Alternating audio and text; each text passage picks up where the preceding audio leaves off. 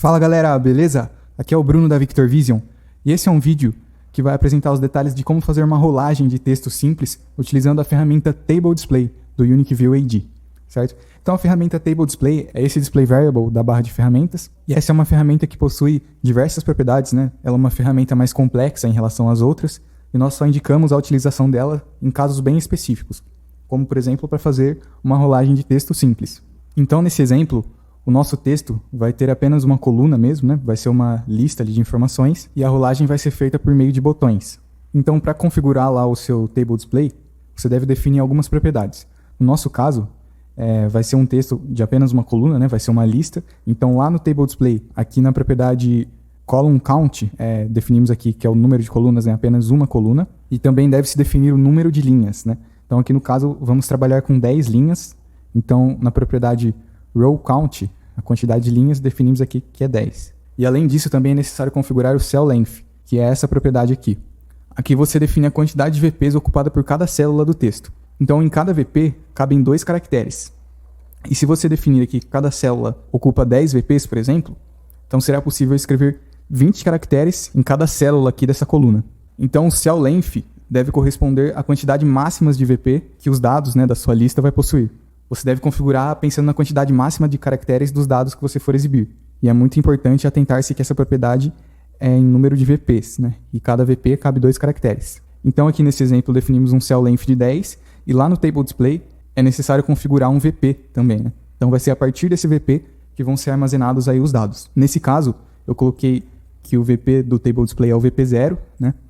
Então aqui na tabela, a primeira célula vai corresponder ao VP0 e a partir desse VP, né, vão estar os demais dados. Então, como o Cell Length é 10, a próxima célula começa no VP10. Então, aqui nessa lista, você deve escrever o primeiro dado aqui a partir do VP0, o segundo dado a partir do VP10 e assim por diante, né? É muito importante que você escreva os dados nos VPs corretos.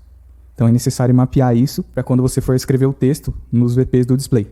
Então, aqui para exemplificar, no PicID 1 desse projeto de exemplo que eu fiz, eu utilizei esses text displays e por meio da propriedade Initial Value, que é uma propriedade que escreve o dado que estiver definido nela no VP que o text display estiver associado assim que o display é ligado, né? Então eu defini aqui, por exemplo, no VP0 eu defini esse text display com Initial Value com o dado test1. Né? Então assim que eu ligo o display, é escrito esse dado aqui no VP0. E eu criei aqui uma sequência de text displays, né? Esse aqui está no VP10, escrevendo outro dado e assim por diante. Então esses text displays estão escrevendo todos esses dados nos VPs por meio da propriedade Initial Value. E cada text display está endereçado aqui no respectivo VP, né, correspondente à nossa lista lá do Table Display. Então, feitas as configurações, assim que eu ligo o display, já é exibido ali no Table Display a lista, né, com todos os dados que eu escrevi nos VPs. Então, já está feita a parte de escrever os dados nos VPs e exibir esses dados aqui no Table Display. E agora, para fazer a rolagem do texto, será necessário utilizar um recurso do software chamado PP. O PP, para quem não conhece, é o Parameter Pointer. Quando se ativa o PP, os valores de algumas propriedades do objeto são armazenados em VPs, em endereços da memória RAM.